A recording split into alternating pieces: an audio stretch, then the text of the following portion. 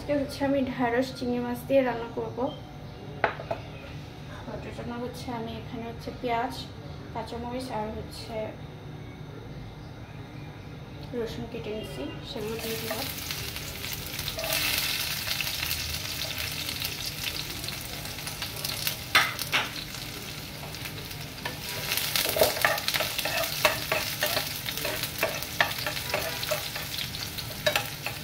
পেঁয়াজ আর রসুনটা হচ্ছে হালকা ভেজে নিব। ভেজে নেওয়ার পর এখানে হচ্ছে আমি ভাজিতে ছোটো চিংড়ি ইউজ করব। এটা হচ্ছে কেটে আমি ধুয়ে রাখছি। ছোটো চিংড়িগুলো হচ্ছে আমি দিয়ে দিব।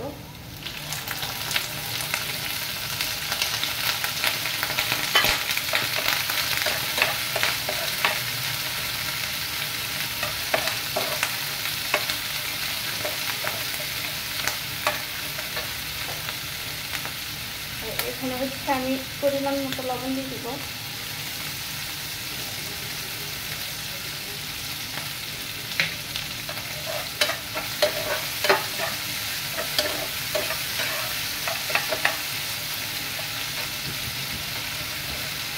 তারপর হচ্ছে আমি এখানে অল্প পরিমাণ হচ্ছে হলুদের গুঁড়া,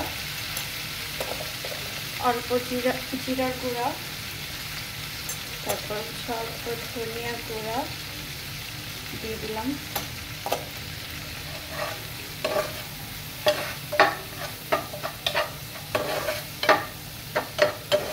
নাড়াচাড়া দিয়ে আমি হচ্ছে এখানে কেটে রাখা ঢ্যাঁড়স বা ভেন্ডি যেটাই বলেন দিয়ে দিলাম।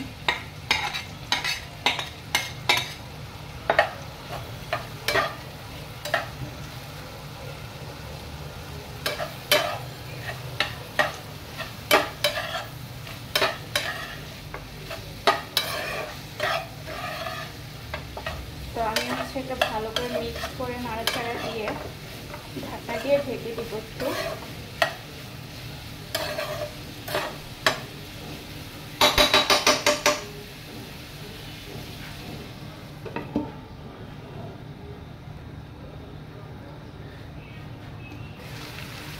তো প্রায় 5 মিনিট পর আমি হচ্ছে ঢাকনাটা খুলে নাড়া দিয়ে দিব। দেখুন ঢেঁড়সের কালারটা খুব সুন্দর, এটা আর ভাজা ভাজা হবে। তো আমি কিন্তু এখন আর ঢাকনাটা দেবো না, তাহলে হচ্ছে যেরকম আর নরম হয়ে যাবে। এখন ঢাকনা ছাড়াই আমি হচ্ছে এটাকে কিছুক্ষণ ভাজবো। তো আপনারা চেক করে নেবেন লবণটা ঠিক আছে কিনা।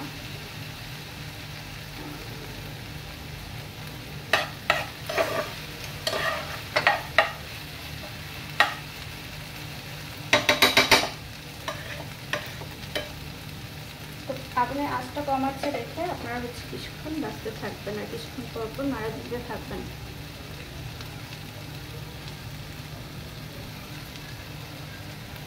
তো আমি হচ্ছে এখন এই কেটে রাখা যে কাঁচামরিচগুলো, সেই কাঁচামরিচগুলো দিয়ে দিলাম।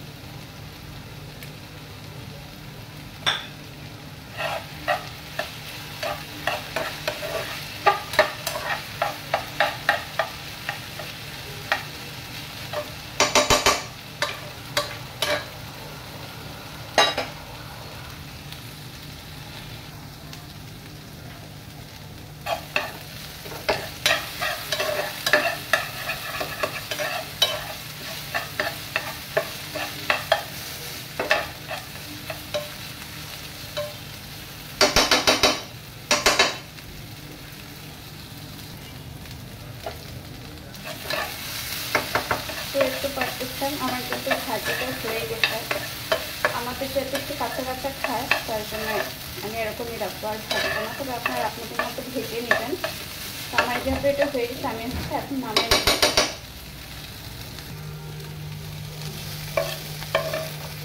তো এইভাবে হচ্ছে কে কে ভাজি খেতে পছন্দ করেন ঢ্যাঁড়স অবশ্যই কমেন্টে জানাবেন। আর যারা হচ্ছে আমার ইউটিউব চ্যানেলটি ফার্স্ট টাইম দেখতেছেন অবশ্যই হচ্ছে আমার চ্যানেলটি সাবস্ক্রাইব করে দেবেন। আর যারা আমার ফেসবুকে আসেন আমাকে ফলো দিয়ে দিবেন, আমাকে সাপোর্ট করবেন। আর কেমন হচ্ছে অবশ্যই কমেন্টে জানাবেন।